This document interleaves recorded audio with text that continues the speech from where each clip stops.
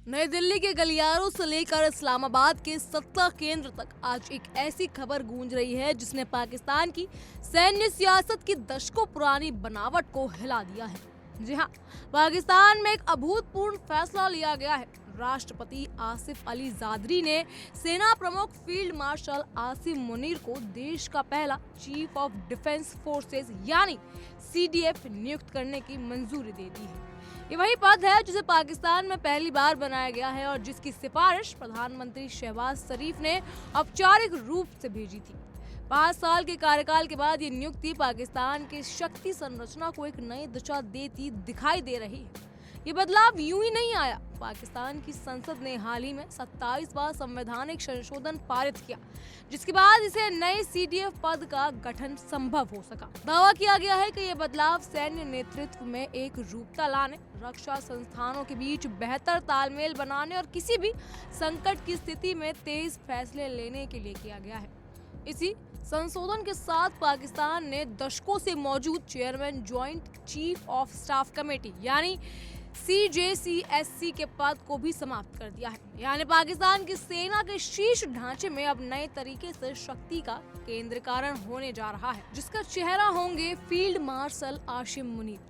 राष्ट्रपति कार्यकाल की तरफ से जारी बयान में कहा गया कि राष्ट्रपति जादरी ने मुनीर को शुभकामनाएं देते हुए उम्मीद जताई है कि वो अपने नए पद पर देश की रक्षा व्यवस्था को और मजबूत बनाएंगे। इसके साथ साथ राष्ट्रपति ने एयर चीफ मार्शल जाहिर अहमद बाबर सिद्दीकी के कार्यकाल को भी 2 साल बढ़ाने की मंजूरी दे दी है, जिससे अब उनका कार्यकाल मार्च 2026 के बाद भी जारी रहेगा। वहीं प्रधानमंत्री कार्यकाल का कहना है कि प्रधानमंत्री शहबाज शरीफ ने पहले ही इन दोनों नियुक्तियों को मंजूरी दे दी थी और इसके बाद प्रतिक्रिया के तहत सबरी राष्ट्रपति को भेजी गई। इस पूरे कायावाद की वजह से पाकिस्तान की राजनीति और मीडिया में हफ्तों से अटकलों का दौर जारी था, क्योंकि वो नियुक्ति 27 नवंबर से लटकी हुई थी। उसी दिन पूर्व CJCSC general Shahir Shamshad Mirza retire हुए थे और तब से वो बड़ा सैन्य फैसला इंतजार में था। अब जब औपचारिक मंजूरी मिल चुकी है, पाकिस्तान की सैन्य व्यवस्था में एक बड़ा अध्याय दर्ज हो चुका है। फील्ड मार्शल आसिम मुनीर की बात करी जाए तो वो नवंबर 2022 में पाकिस्तान के सेना प्रमुख बने थे।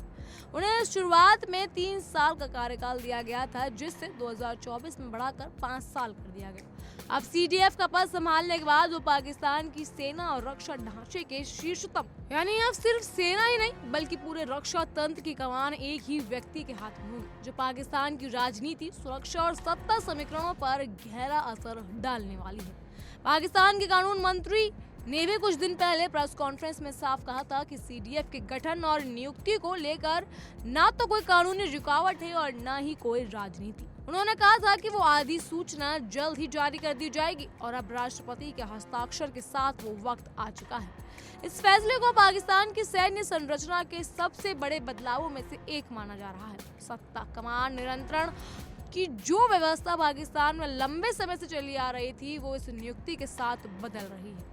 संसद से लेकर राष्ट्रपति भवन और प्रधानमंत्री कार्यकाल तक सभी संस्थानों के बीच ये कदम एक राजनीतिक संदेश भी देता है कि पाकिस्तान अपनी सैन्य व्यवस्था को नए ढांचे में ढालने जा रहा है, जहां शीर्ष नेतृत्व एक केंद्र में समाहित होगा और सेना का पूरा आदेश श्रृंखला अब नए CDF पद के अधीन होगी। इन तमाम हलचलों के बीच एक बात साफ है कि पाकिस्तान की राजनीति और सैन्य शक्ति संतुलन के इतिहास में यह दिन दर्ज होने वाला है।